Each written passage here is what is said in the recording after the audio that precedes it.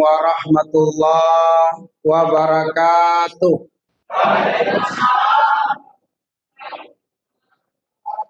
Alhamdulillah, al-wahidul qahar, al-azizul ghaffar, yukawwirul layla wan nahar, wa khalaqal insana libtila'i wal ikhtibar, liyabluwa ibadahu ayyuhu ahsanu amala fayakunu minal akhyar, wa ayyuhu aswa'u amala fayakunu min firaqil asrar. Asyhadu an la ilaha illallah wahdahu la syarikalah wa asyhadu anna Muhammadan abduhu wa rasuluh la nabiyya wa la rasula ba'dah. Allahumma salli ala Muhammadin wa ala alihi wa sahabatihi ajmain, amma ba'du. Yang kami hormati para alim ulama, para azatis, para pengurus DKM, para tokoh masyarakat, para ustazat, muslimat, ikhwan wal akhwat, serta warga di sekitaran masjid yang kita cintai ini, Al-Kautsar. Kami awali kajian ini dengan doa kepada Allah Subhanahu wa Ta'ala. Semoga kita semua dipanjangkan umur oleh Allah dalam kebaikan dan dalam ketaatan di sisinya. Semoga rezeki kita diberkahi dan dibanyakkan oleh Allah Subhanahu wa Ta'ala. Semoga hutang-hutang dilunaskan oleh Allah. Semoga anak keturunan kita disolehkan oleh Allah. Semoga amal soleh yang telah kita kerjakan dan yang akan kita kerjakan diterima dan disempurnakan oleh Allah Subhanahu wa Ta'ala. Semoga segala dosa, kesalahan, kehilafan, dan kealpaan yang terucap dan yang terbuat besar atau kecil, nampak atau tersembunyi, disadari atau tidak, semuanya diampuni oleh Allah Subhanahu wa Ta'ala. Semoga kita semua direzekikan menutup usia di dunia ini dalam keadaan husnul khotimah.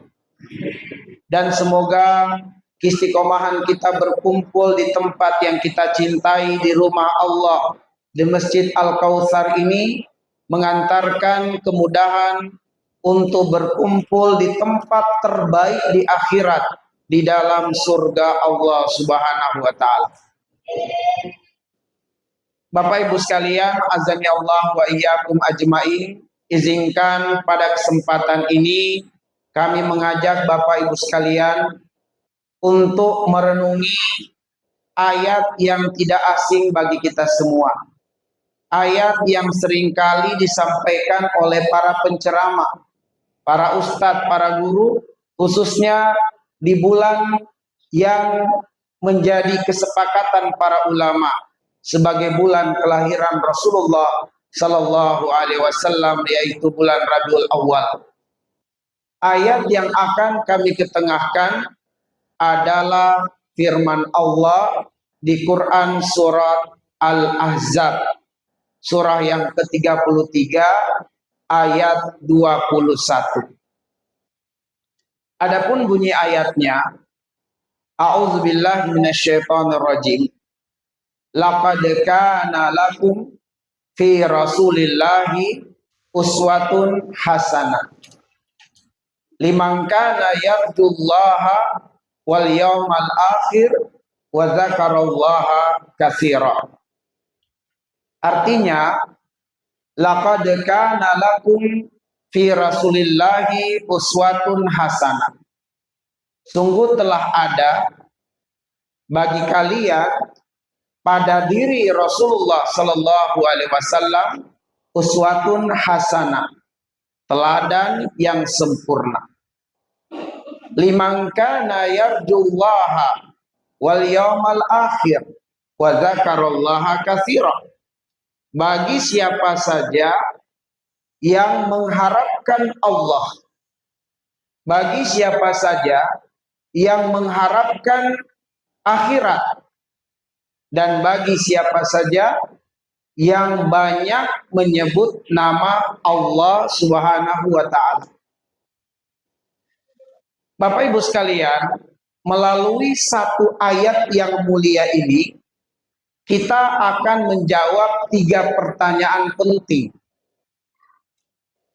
Pertanyaan yang pertama, perlukah kita memperingati kelahiran Nabi Sallallahu Alaihi Wasallam? Yang kedua, bagaimana cara kita memperingati kelahiran Nabi Sallallahu Alaihi Wasallam? Dan yang ketiga, siapakah yang sungguh-sungguh memperingati kelahiran Nabi Sallallahu Alaihi Wasallam? 3 pertanyaan ini akan kita jawab melalui satu ayat yang mulia ini. Adapun pertanyaan yang pertama, perlukah kita memperingati kelahiran Nabi Sallallahu Alaihi Wasallam? Mari kita renungi penggalan di bagian awal ayat. Laqad kana lakum fi Rasulillah, sampai di titik itu. Perlu kita pahami bahwa Rasul yang dimaksudkan di dalam ayat ini, sepakat para mufassir, yaitu baginda Nabi Muhammad Sallallahu Alaihi Wasallam. Lalu kemudian kita garis bawahi pada kalimat lakum. Lakum. Kumnya adalah kalian, yaitu umat Rasulullah Sallallahu Alaihi Wasallam. Tapi umat Nabi itu terbagi 2. Ada umat yang menerima dakwah beliau, membenarkan ajaran beliau, dan mengamalkan ajaran beliau. Inilah umat Islam. Dan ada umat Rasulullah yang tidak mau menerima ajaran beliau, menolak ajaran beliau, dan tidak mau mengamalkan apa yang dinasihatkan atau ditunjukkan oleh Nabi dalam kehidupan. Maka jelas mereka bukanlah umat Islam.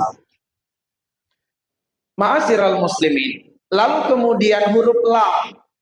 Lam di situ litamlik, kepemilikan, bahwa kehadiran Rasulullah Sallallahu Alaihi Wasallam di muka bumi ini benar-benar diperuntukkan dari Allah untuk kita, untuk umatnya, yaitu umat yang menerima ajaran beliau, yang membenarkan dakwah beliau dan mengamalkan petunjuk-petunjuk beliau dalam kehidupan.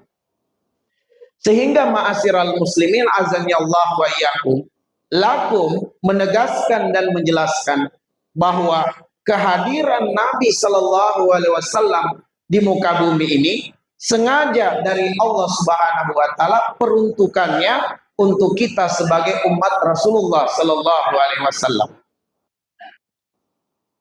Bapak Ibu sekalian, kalau kita kaitkan dengan Quran surat At-Tolak, surat At-Tolak, surah yang ke-65, ayat yang ke-11, para ulama menjelaskan, menghubungkan antara lakum dengan ayat ini adalah bahwa Allah Subhanahu wa Ta'ala mengutus Nabi, menghadirkan Nabi di tengah-tengah manusia itu dengan misi pembebasan, misi penyelamatan, yaitu mengeluarkan manusia yang menerima dakwahnya, membenarkan ajarannya, mengamalkan petunjuknya untuk selamat dan keluar dari kegelapan menuju kepada cahaya.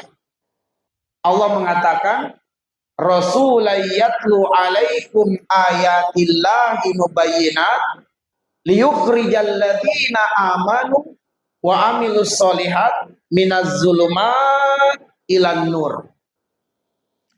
Dialah Rasul yang sengaja dihadirkan di muka bumi oleh Allah Subhanahu wa Ta'ala untuk membacakan, memperdengarkan ayat-ayat Allah dengan terang, dengan jelas kepada manusia, agar supaya dia, Nabi Muhammad itu, mengeluarkan siapa-siapa yang beriman dan beramal soleh, membebaskan mereka, mengeluarkan mereka minaz zulumat ilan nur, dari kegelapan menuju kepada an-nur, cahaya.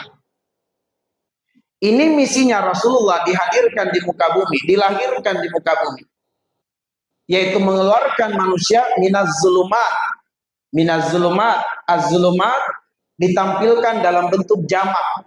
Kalau tunggalnya adalah az-zulmu. Tapi di sini ditampilkan dalam bentuk jamak, zulumat, kegelapan. Karena kalau bukan karena dakwah dan ajaran Nabi Shallallahu Alaihi Wasallam, manusia akan terperangkap ke dalam tiga kegelapan yang disebutkan di dalam Al-Quran. Kalau di handphone kita ada aplikasi Quran, kita ketik di kolom pencarian dengan bahasa Arab, kita ketik misalnya walakinna aksaran nas, kita akan temukan ada 17 ayat yang muncul memberitahukan kepada kita bahwa kebanyakannya manusia itu terperangkap ke dalam tiga kegelapan. Allah mengatakan walakinna aksaran nasi la yashkurun. Ini yang pertama. Kebanyakan manusia tidak pandai bersyukur. Artinya banyak manusia yang terperangkap ke dalam kegelapan kekufuran. Yang kedua kata Allah, walakinna aksaran nasi la ya'lamun. Kebanyakan manusia itu bodoh dalam urusan agamanya. Mereka tidak mau belajar, sehingga banyak orang yang terperangkap dalam kegelapan kejahiliaan atau kebodohan.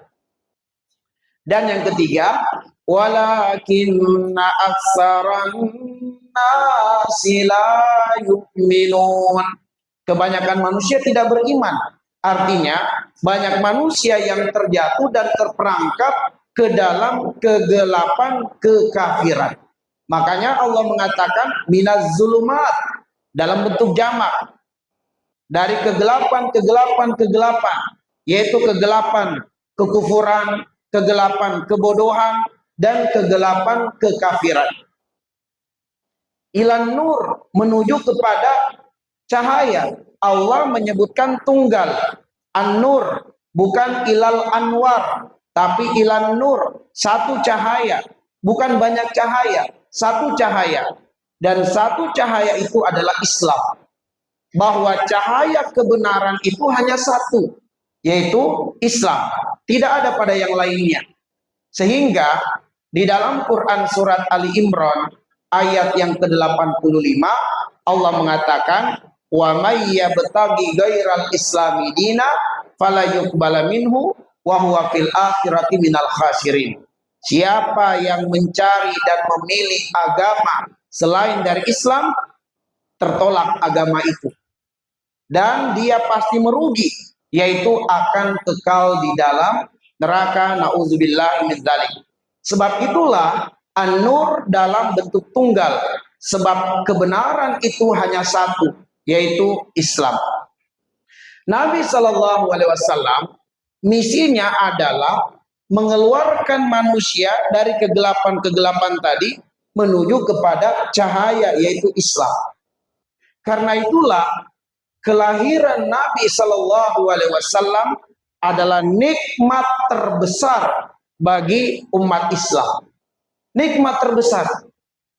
Ma'asyiral muslimin, kalau kita hubungkan kelahiran Nabi dengan firman Allah di dalam Quran surat Al-Baqarah ayat 129, ternyata di dalam ayat itu Nabiullah Ibrahim berdoa kepada Allah setelah beliau selesai membangun Ka'bah. Setelah beliau membangun Ka'bah, Nabiullah Ibrahim berdoa, doanya diabadikan di surat Al-Baqarah ayat 129. Apa doanya?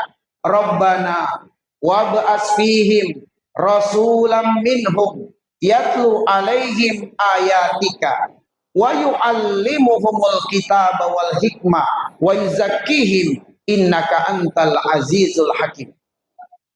Ibrahim berdoa, ya Allah, utuslah di tengah-tengah penduduk Mekah seorang rasul yang tugasnya ada 3, membacakan ayat-ayatmu kepada manusia, mengajarkan ilmu kepada manusia, dan mensucikan jiwa manusia. Dan engkau maha perkasa mengabulkan doa ini, dan engkau maha bijaksana dengan pengabulan doa ini. Ma'asyiral muslimin, kapankah doa ini dikabulkan oleh Allah? Doa ini dikabulkan oleh Allah dengan lahirnya Nabi Sallallahu Alaihi Wasallam. Sehingga kata Nabi Muhammad Sallallahu Alaihi Wasallam dalam hadis riwayat Imam Muslim, kata Nabi, ana da'watu abi Ibrahim. Itu kata Rasulullah. Aku ini, kata Nabi, adalah pengabulan Allah atas doa ayahku Ibrahim. Jadi lahirnya Nabi adalah pengabulan Allah atas doa ayahnya Ibrahim alaihissalam. Ibnu Abbas mengatakan jarak antara Nabi Ibrahim dengan Nabi Muhammad sallallahu alaihi wasallam itu 2800 tahun. Itu jaraknya menurut Ibnu Abbas radhiyallahu anhu. Ini juga menjadi pelajaran supaya kalau kita berdoa jangan tergesa-gesa pengen melihat hasil. Kalau kita berdoa harus berhusnuzon kepada Allah Subhanahu wa taala. Ibrahim alaihissalam berdoa 2800 tahun kemudian baru doanya dikabulkan oleh Allah. Andaikan Allah panjangkan umur Ibrahim alaihissalam, beliaulah manusia pertama yang akan berbahagia dengan kelahiran Nabi sallallahu alaihi wasallam. Ma'asyiral muslimin azani Allah wa iyyakum ajmain. Nabi sallallahu alaihi wasallam dalam upaya mengeluarkan manusia dari kegelapan menuju kepada cahaya, metodenya ada 3. Metodenya ada 3. Dan metode ini sesuai dengan permintaan Ibrahim alaihissalam dan kemudian disebutkan oleh Allah di dalam Quran surat Al-Jumu'ah ayat yang kedua. Wallazi ba'asa fil ummiyina rasulan minhum yatlu alaihim ayatihi wa yuzakkihim wa yuallimuhumul kitaba wal hikmah wa in kanu min qablu lafi dhalalin mubin. Wa in kanu min qablu lafi dhalalin mubin. Meskipun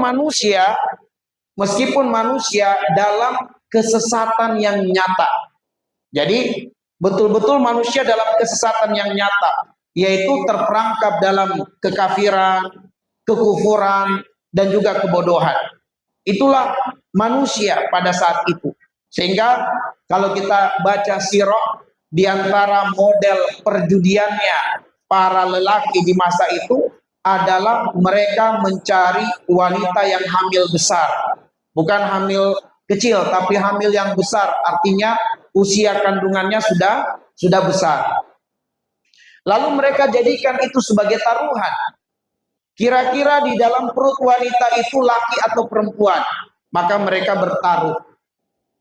Untuk membuktikan siapa yang benar laki atau perempuan, ditangkap perempuan itu, dibelah perutnya.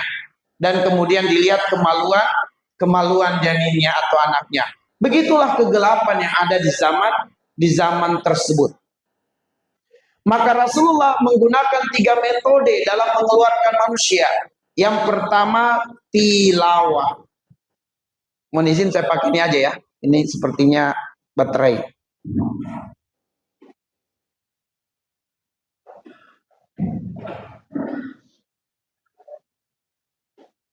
Nah, metode pertama yang dipakai oleh Rasulullah adalah tilawah. Yatlu alaihim ayatihi. Yang kedua adalah tazkiyah, mensucikan jiwa. Dan yang keempat taklim. Mohon maaf, yang ketiga adalah taklim. Inilah 3 metode Nabi. Tilawah, tazkiyah, dan taklim. Inilah metode Nabi dalam merubah manusia dari kegelapan menuju kepada cahaya dengan 3 metode ini. Kalau kita perhatikan, ternyata 3 metode ini juga adalah apa yang diminta oleh Ibrahim.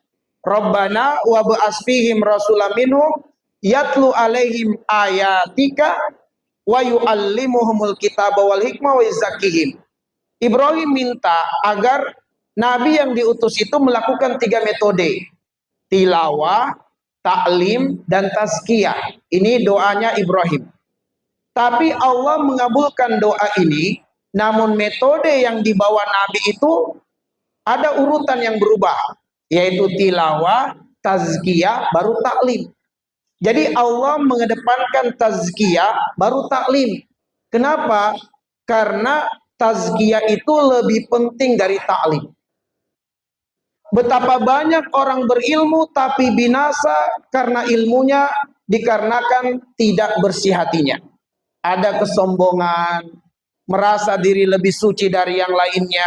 Padahal kata Allah, "Fala tuzakku anfusakum huwa a'lamu biman ittaqa." Jangan kamu anggap dirimu suci, sebab Allah lebih tahu siapa yang paling bertakwa. Jangan lupa, iblis laknatullah alaih dilaknat Allah bukan karena tidak berilmu, sangat berilmu. Ibnu Katsir menyebutkan dalam kitab Al-Bidayah wan Nihayah, iblis itu namanya Azazil sebelum jadi iblis. Dia sangat berilmu, sangat alim ibadahnya. Sehingga beliau, iblis, itu bisa mengalahkan kedudukan malaikat pada saat itu. Sehingga Allah mengangkat derajat Azazil sejajar dengan para malaikat. Padahal Azazil ini kata Allah dalam surat Al-Kahfi ayat 50, kana minal jinni. Bahwa Azazil atau iblis itu adalah keturunan jin. Bukan moyangnya jin, tapi dia keturunan jin. Kalau Adam, dia adalah Abul Bashar, moyangnya manusia. Tapi iblis bukan moyangnya bangsa jin. Dia adalah kana minal jinni, adalah keturunan jin. Siapa moyangnya jin? Tak perlu kita mencari tahu. Nah, iblis dilaknat Allah karena hatinya berpenyakit. Ada kesombongan, ada keangkuhan, ada hasad, ada takabur. Itulah yang membuat iblis meskipun berilmu, dia dihinakan oleh Allah, dilaknat oleh Allah, bahkan kekal di dalam neraka. Baik, ma'asyiral muslimin azani Allah wa iyyakum. Kembali lagi. Tadi kita sudah sepakat bahwa kelahiran Nabi itu merupakan nikmat yang besar bagi umat Rasulullah. Perlukah kita memperingatinya?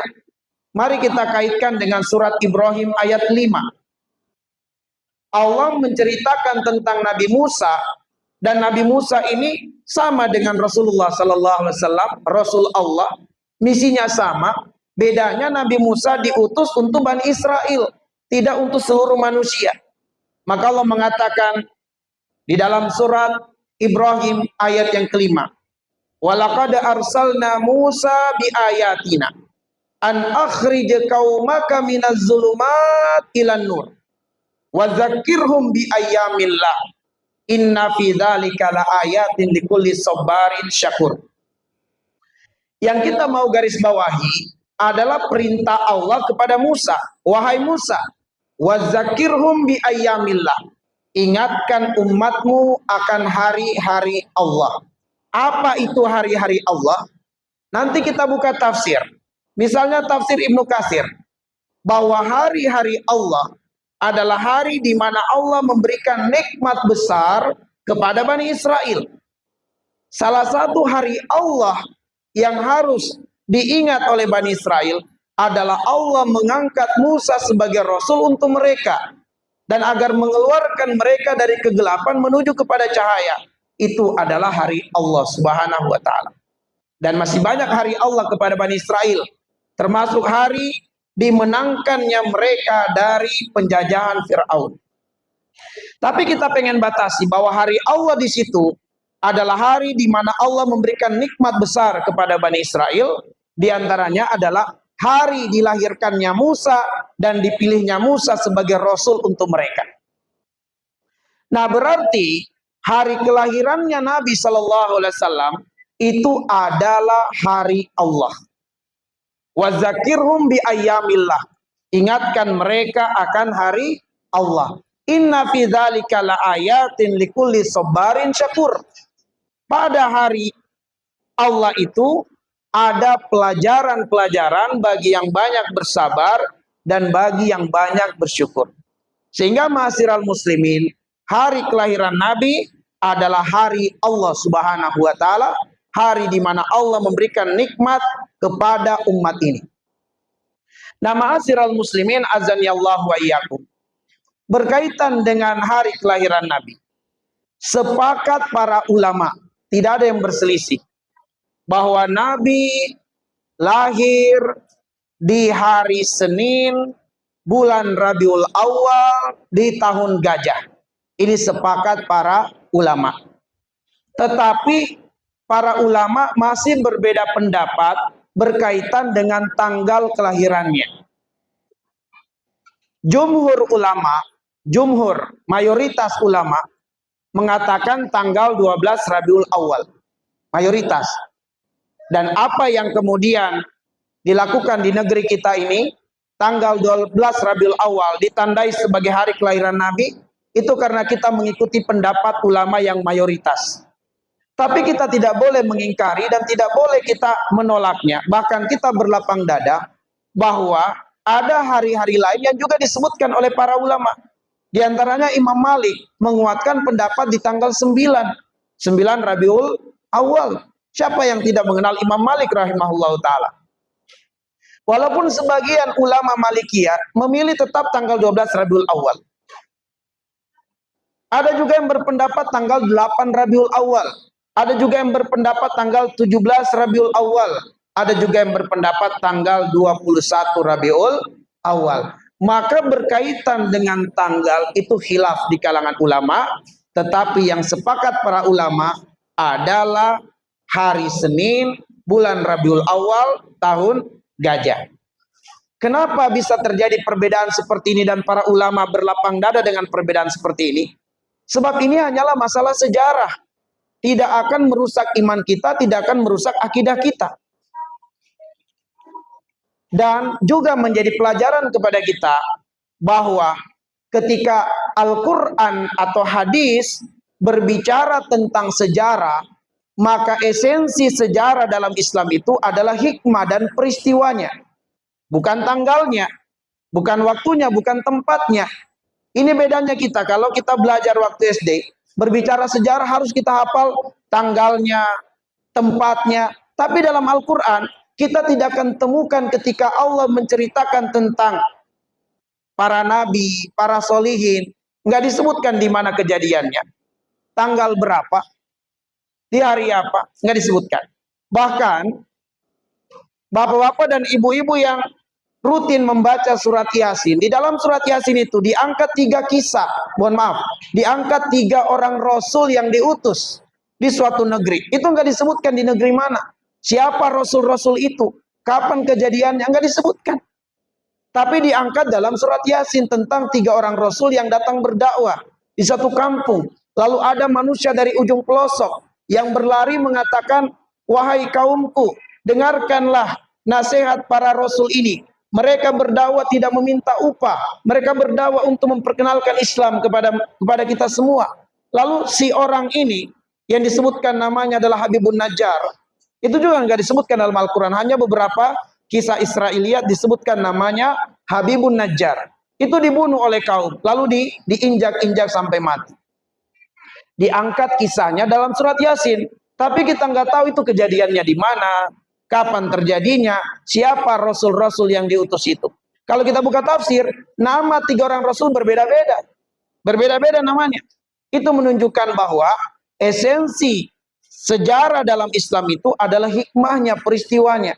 Bukan waktunya, bukan tempatnya. Baik.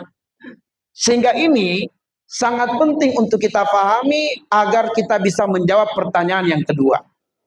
Pertanyaan yang kedua, bagaimanakah cara kita memperingati kelahiran Nabi Shallallahu Alaihi Wasallam?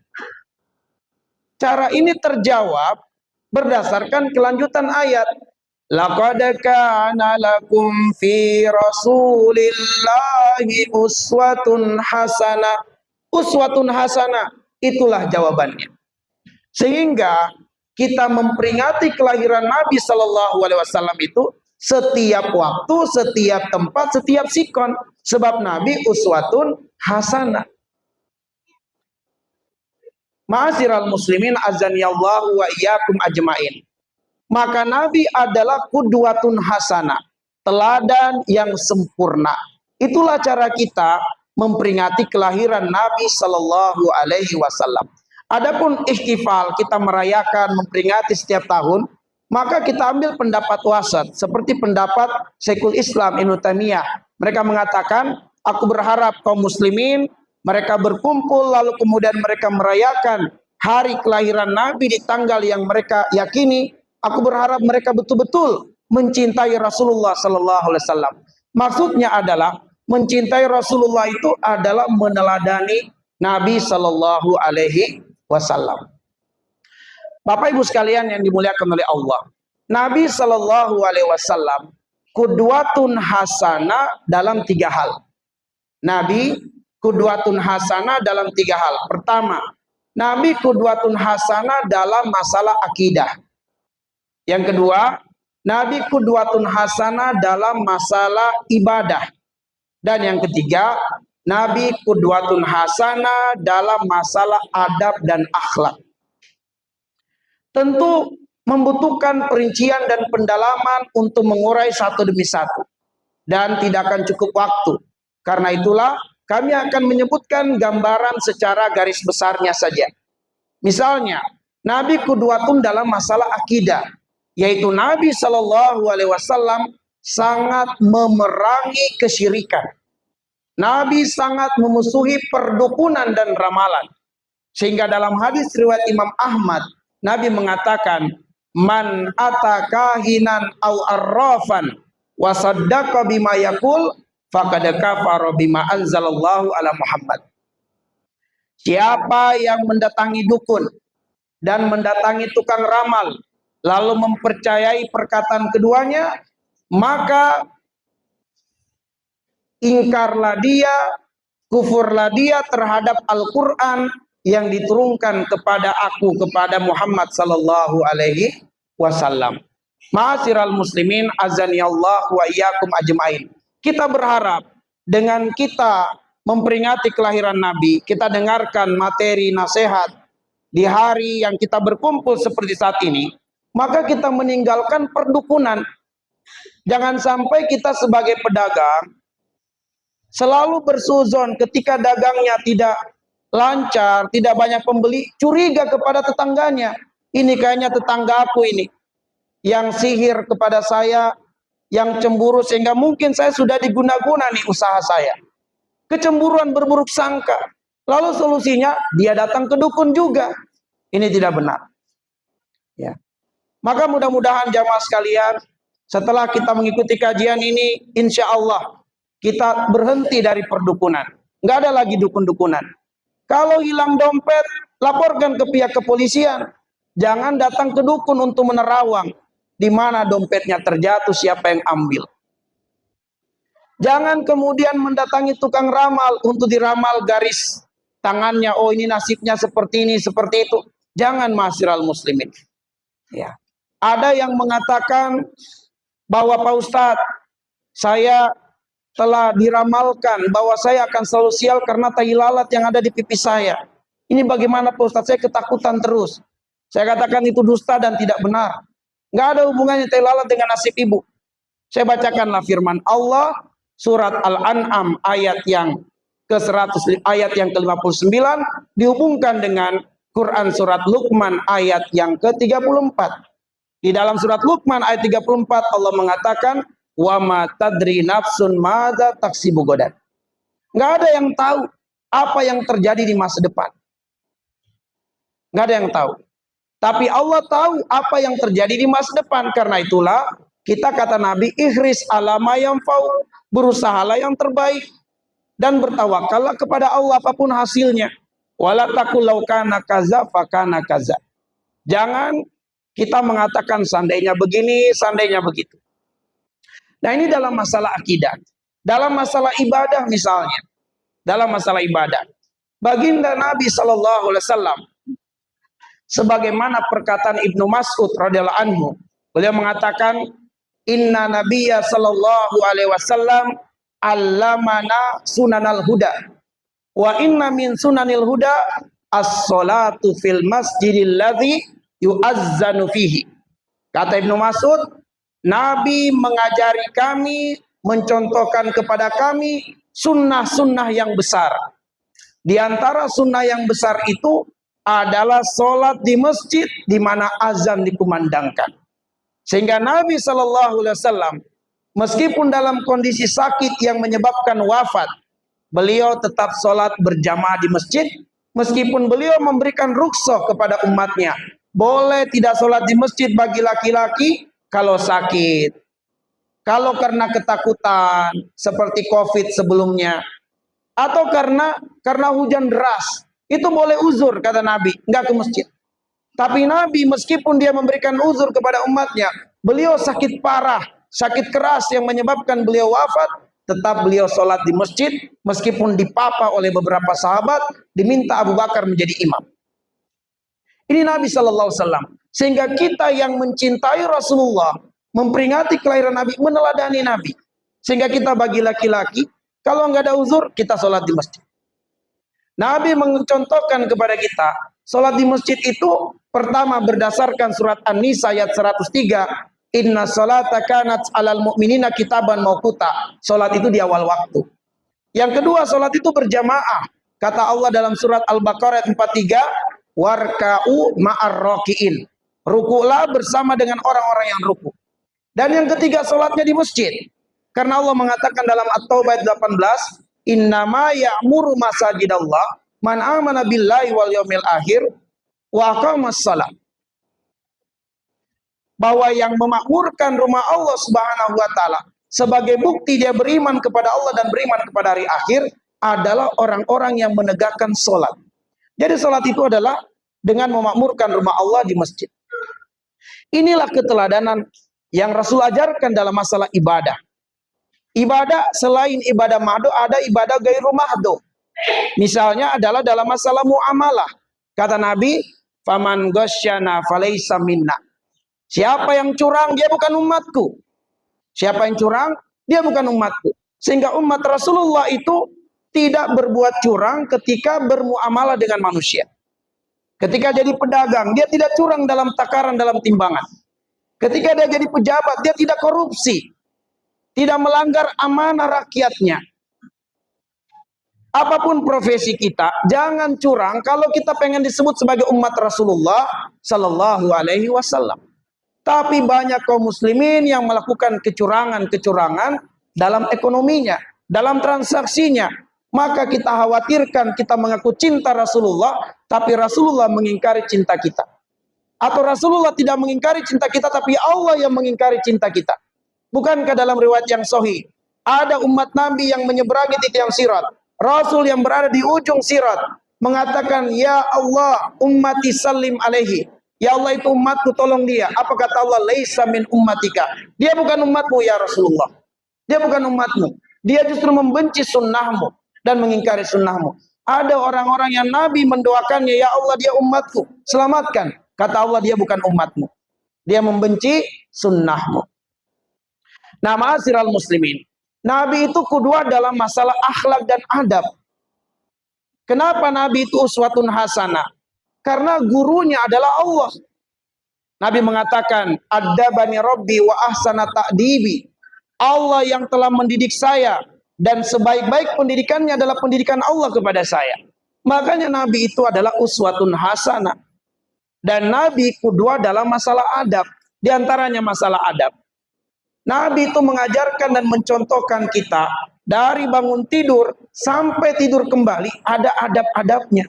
Nah, inilah tugas kita untuk membuktikan cinta kita kepada Rasulullah, bergembira dengan kelahiran Nabi dengan mengikuti adab-adabnya dari bangun tidur sampai tidur kembali. Dari bangun tidur kita baca doa, masuk kamar mandi ada adabnya, berpakaian ada adabnya, makan minum ada adabnya, keluar rumah ada adabnya, berkendaraan ada adabnya, menjumpai manusia ada adabnya, sampai tidur kembali ada adabnya. Inilah tugas kita untuk mengenali Rasulullah supaya kita meneladani dari bangun tidur sampai tidur kembali. Contoh misalnya kata Aisyah, inna nabiyya sallallahu alaihi wasallam yuhibbu at-tayammuna fi tarajulihi wa na'lihi wa fi sya'ni kullihi. Nabi itu suka mendahulukan yang kanan untuk perkara-perkara yang baik. Untuk perkara yang baik. Masuk masjid bagus atau tidak? Bagus, dahulukan kaki kanan. Keluar masjid banyak godaan, banyak fitnah, kaki kiri. Masuk WC itu aib. Kita pengen sembunyikan aib kita, bukan dilihat orang. Kita masuk kaki kiri. Keluar bebas, merdeka. Sudah keluar aib-aib kita, sudah terbuang kotoran, keluar dengan kaki kanan. Karena kebaikan. Mau berpakaian bagus, dahulukan tangan kanan. Masukkan tangan kanan. Nanti kalau mau lepas, baru tangan kiri. Pakai sendal, kaki kanan. Kaki kanan terlebih dahulu yang pakai. Nanti kalau lepas, baru kaki kiri lebih dahulu. Mau makan, bagus makan itu, kaki tangan kanan. Tangan kanan. Ini ajaran Nabi. Mau minum, tangan kanan. Ada begitu banyak mahasiswa yang kami lihat, kami dapati, sebagian diingkari, sebagian ada yang berlalu begitu saja. Jadi mahasiswa pegang roti, pegang minum. Makan roti tangan kanan, minum pakai tangan kiri. Padahal dia adalah mahasiswa muslim-muslimah. Nah, jadi mahasiswa muslimin ini adalah adab yang perlu kita tiru dari Nabi Shallallahu Alaihi Wasallam. Nabi itu kalau mau tidur mengumpulkan dua tangannya, ini disebutkan dalam riwayat Imam Muslim. Mengumpulkan dua tangannya, lalu beliau mengusap seperti isyarat meludah, tapi tidak meludah. 3 kali.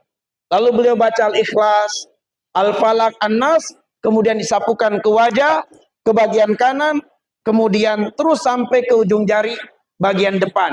Lalu kemudian bagian belakang yang dijangkau oleh tangan. Dan Nabi mengulanginya 3 kali. Dan itu dilakukan Nabi sebelum tidur. Sebelum tidur. Itu karena apa? Ternyata tidur itu membutuhkan persiapan. Dan tidur yang membutuhkan persiapan itu tidur di awal malam. Adapun orang yang begadang susah mengamalkan ini. Karena sudah ngantuk berat. Bahwa Nabi itu tidur bukan dalam kondisi ngantuk berat. Dia tidur perlu persiapan. Dan itu tidurnya menjadi berkualitas. Kalau tidur berkualitas, insya Allah akan bangun sepertiga malam terakhir untuk beribadah. Ini baginda Nabi Shallallahu Alaihi Wasallam, dan masih banyak lagi contoh-contohnya. Kalau kita mau betul-betul mau meneladani Nabi Shallallahu Alaihi Wasallam dari bangun tidurnya sampai tidurnya kembali. Baik, lalu kemudian pertanyaan yang ketiga, siapakah yang benar-benar mencintai Rasulullah? Siapakah yang benar-benar memperingati kelahiran Nabi Shallallahu Alaihi Wasallam? Disebutkan oleh Allah ada 3 cirinya.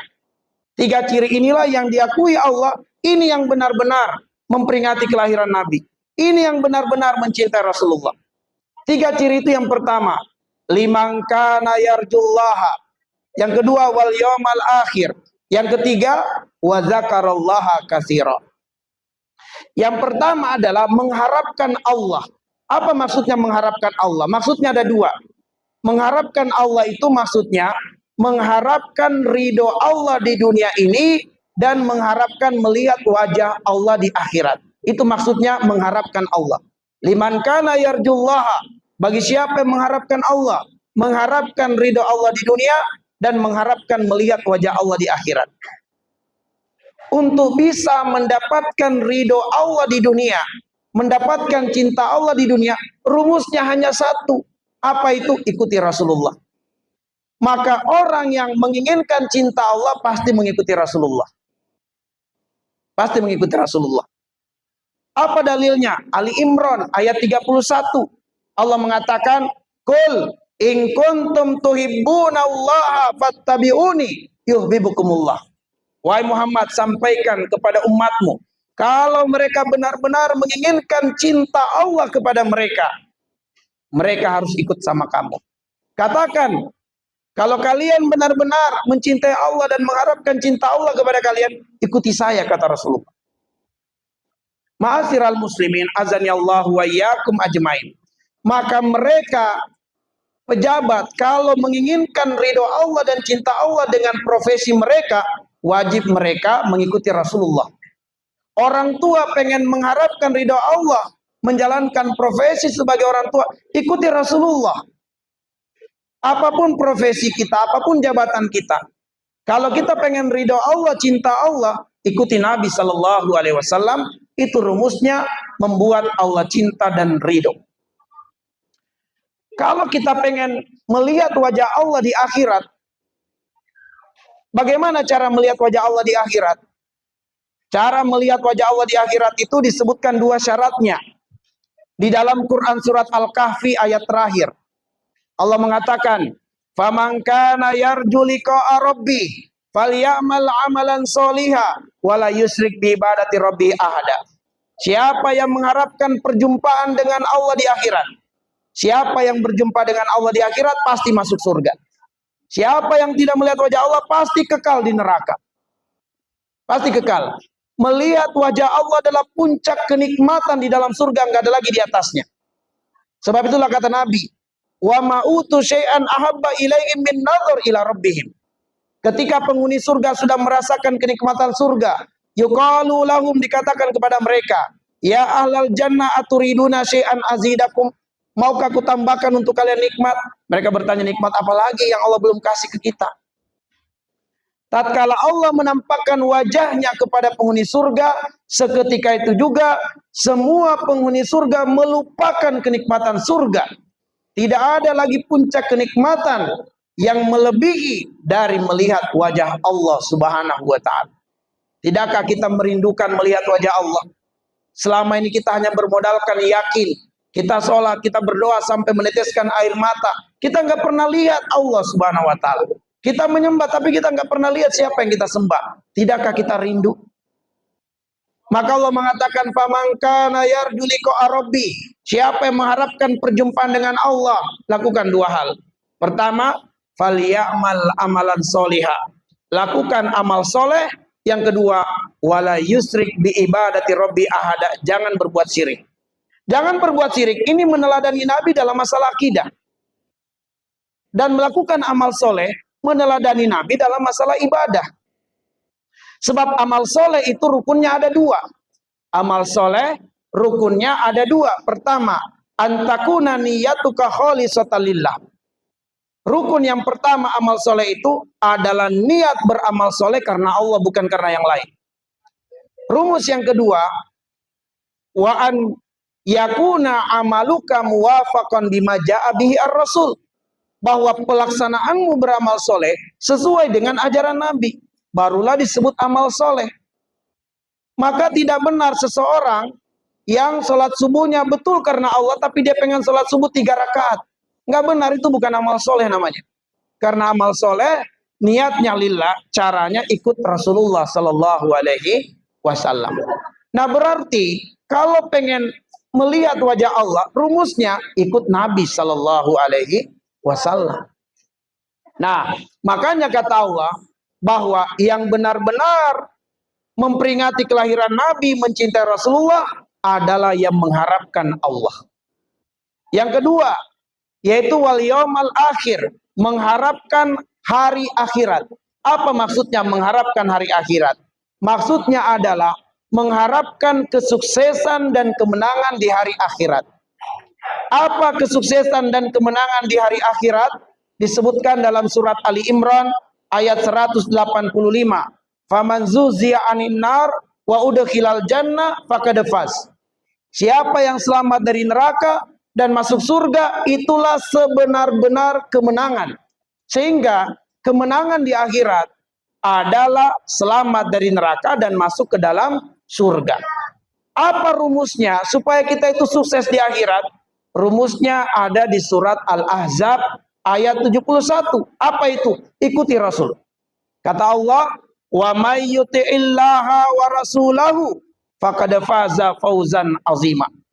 Siapa yang mentaati Allah dan mentaati Rasulullah, itulah yang akan mendapatkan keberuntungan yang besar di akhirat nanti. Jadi kalau pengen sukses di akhirat, rumusnya hanya satu. Ikuti Nabi. Maka orang-orang yang orientasi hidupnya bukan akhirat, orientasi hidupnya untuk dunia, mereka lah yang menjadi pejabat korupsi. Mereka lah yang menjadi pedagang yang curang dalam takaran, dalam timbangannya.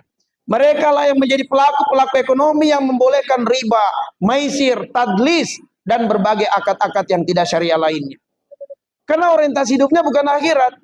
Kalau orientasinya adalah akhirat, dia mesti ikut Nabi. Dia mesti ikut Nabi dalam bermuamalah. Baik, yang terakhir, ciri yang terakhir adalah wa dzakarallaha katsira, dan banyak menyebut nama Allah. Yang banyak menyebut nama Allah itu orang-orang yang beriman. Sebab itulah disebutkan dalam surat Al-Ahzab ayat 41, ya ayyuhalladzina amanu uzkurullaha dzikran katsira. Wahai orang-orang yang beriman, sebut nama Allah sebanyak-banyaknya. Karena yang tidak banyak menyebut nama Allah itu orang munafik. Yang tidak banyak menyebut nama Allah adalah orang munafik. Dalilnya surat An-Nisa ayat 142, Allah mengatakan, innal munafiqina yukhadi'una Allaha wa huwa khadi'uhum.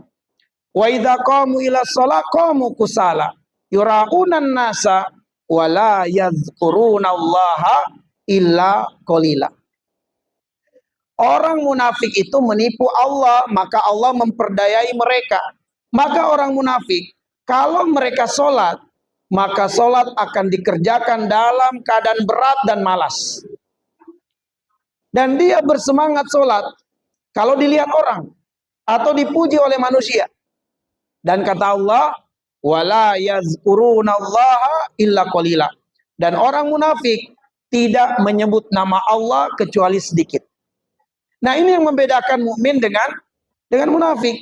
Orang mukmin banyak menyebut nama Allah, orang munafik tidak banyak menyebut nama Allah. Al-Quran itu di dalamnya berulang lafaz Allah, sebanyak 2669 kali. Ini baru lafaz Allah, belum lafaz nama-nama Allah yang lain. Lafaz Allah saja berulang di dalam Al-Quran 2669 kali. Sehingga apabila Al-Quran kita buka secara acak, di halaman yang terbuka kita akan dapati pengulangan nama Allah. Sehingga orang yang baca Quran pasti banyak menyebut nama Allah. Ini menjadi petunjuk bahwa mukmin itu banyak menyebut nama Allah, berarti orang mukmin selalu berinteraksi dengan Al-Quran. Orang munafik tidak banyak menyebut nama Allah, artinya orang munafik tidak banyak membaca Al-Quran. Baca Quran kalau dilihat orang atau dipuji manusia. Sedangkan Al-Quran itu sendiri adalah akhlaknya Rasulullah Sallallahu Alaihi Wasallam. Kata Aisyah, inna khuluqan Nabi Sallallahu Alaihi Wasallam karena Al-Quran. Akhlaknya Nabi Muhammad itu adalah Al-Quran. Maka orang yang beriman mesti bertilawah dengan Al-Quran. Bukan hanya pandai membacanya, tapi mengetahui maknanya. Sebab itulah akhlaknya Nabi Muhammad SAW. Dan lebih bukti lagi bahwa orang yang banyak menyebut nama Allah itu adalah orang yang akan mengikuti Rasulullah, adalah karena kata Nabi SAW, kullu kalamin au amalin la yubda'u fihi bismillah fahuwa ajzam. Semua ucapan dan perbuatan kalau tidak diawali dengan nama Allah tercabut keberkahan. Sehingga Nabi mengajari kita untuk selalu mengawali ucapan dan perbuatan dengan nama Allah. Coba bayangkan, mulai bangun tidur Nabi menyebut nama Allah. Alhamdulillahilladzi ahyana ba'da ma amatana wa ilaihi nusyur. Masuk kamar mandi, sebut lagi nama Allah. Keluar lagi kamar mandi, kita berlindung kepada ghufranaka. Lalu kemudian kita makan, sebut lagi nama Allah. Minum, sebut lagi nama Allah. Keluar rumah, sebut nama Allah. Berkendaraan, sebut nama Allah. Maka orang yang benar-benar memperingati kelahiran Nabi pasti menyebut nama Allah sebanyak-banyaknya. Sebab kenapa? Dia akan meneladani adab-adabnya Nabi. Sehingga lisannya akan selalu basah dengan banyak menyebut nama Allah. Ya. Ma'asyiral muslimin, azani Allahu wa iyyakum ajmain. Baik, inilah yang bisa kami sampaikan dari tadabbur surah Al-Ahzab ayat 21, ayat yang sering kita dengarkan atau ayat yang sering diangkat, maka pada kesempatan ini kita mengurai dan membedahnya. Dan alhamdulillah melalui satu ayat ini terjawablah 3 pertanyaan yang telah kami sebutkan tadi. Demikianlah yang bisa kami sampaikan, lebih dan kurangnya mohon dimaafkan. Baik, untuk kesempurnaan majelis, mari kita tutup dengan bersama-sama kita berdoa kepada Allah Subhanahu wa taala.